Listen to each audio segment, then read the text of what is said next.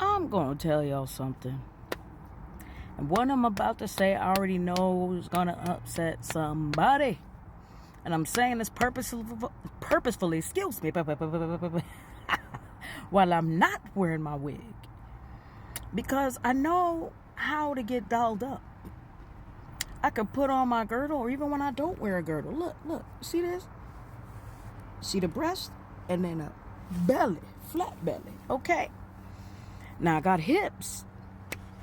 I'm still continuing to downsize, but what really gets me here, hear me, because this is the reason why I'm always speaking about counterculture. Now, I respect the fact that generations have their level of influence, but then I also want to acknowledge how genders have influence, but in different ways. You know, growing up, we always heard it, and even James Brown said it, it's a man's world. It's a world where what men want, if they see what they want, then they tend to express more giving when they get what they want. So what bothers me is irregardless of the field, if a woman walks in the door with the shape, the face, the look that a particular man likes, if he's in a position of power, she can automatically get the open door and the yes, irregardless of what substance she actually brings to the system. Let me say that again. There's nothing wrong with looking good. But looking good and not required to express any substance, or having fat pockets and not required to express any substance, is the reason why we're dealing with certain social ills currently in the United States. Do y'all understand?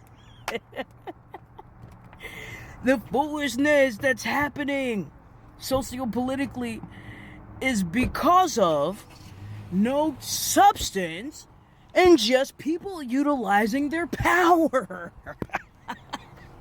So whether it's a masculine or a feminine power, but without any guards, with no substance, then it's just foolery.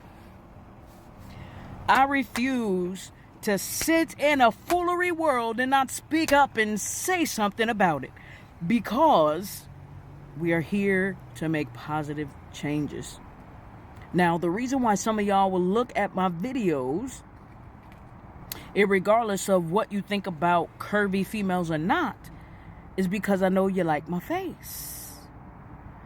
But beyond my face, there's a mind with well thought, strategic plans and moves. Do you hear me?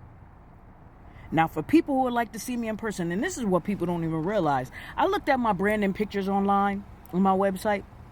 People were looking at those pictures like, oh my gosh, I really like those pictures. And when I had my little bob with the bangs and had on the red and the blue, and everybody was like, oh, those are great branding pictures. You look so good in those pictures. Do you know I was a size 14 in those pictures? And people were calling me then, and do you know what size I wear now? I'm wearing 10s. 10s, you hear me? But y'all are looking at those pictures, seeing an angle when I was a 14, wearing a 14 jacket. If I were to put that jacket on now, it'd swim on me. There's clothes I'm wearing, I'm still getting retailored because my suits are swimming on me. Do you hear me?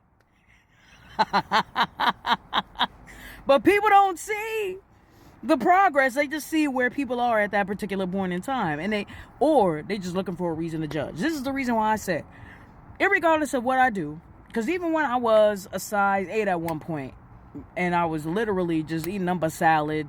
I would eat one salad a day, and I would have like a thin bagel in the morning, and I was swimming and running because I was working at the Wilton YMCA, and I was a lifeguard. So then on my breaks, I would go swimming and running. And I was about a size 8, and I could wear like a solid size 8 jeans, but I could wear like a 6 skirt, because my thighs have always been thighin', and I'm thankful for thick thighs save lives. But what I'm saying is while I was also working on me, I'm still reading books. Do you understand me? So then on my breaks, I might have been running, but I was reading something of substance so I can have an interesting conversation. It's the balance. Do you understand?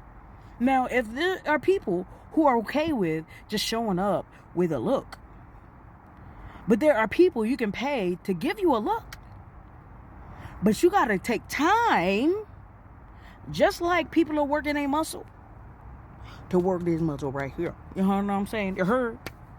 That's all I'm saying. Because when we have leaders that aren't balanced with consideration of an image as well as the substance, then something's lacking. So when I show up to an event, I'm going to make sure I got my suit on, hair done, makeup done, shoes on, posture correct, because I know how to walk into a building and make sure that I rise to the T. But at the same time, I'm going to make sure that I have something of substance to bring to a conversation. That's all I'm saying. That is all. So I am all for nonverbal communication, noticing how a person presents themselves. There's a certain depth of strength and or self-esteem and confidence, self-efficacy, autonomy, especially with consideration of our women and empowering women to step into the room boldly, especially in those rooms where they might be the only woman, or if there's a minority, whether it's a male or a female, and you're stepping in the room and you are representing for the BIPOC community. But at the same time, once again, especially because I know from experience, we got to step up in the room with some substance. We can't just have a look. I'm not interested in being a trophy. I want to make sure that when I step into the room, people see a mastermind, a creator, visionary, who is also a vision. Now that's a whole word, a visionary who is also a vision. An entire word. Y'all have a great evening.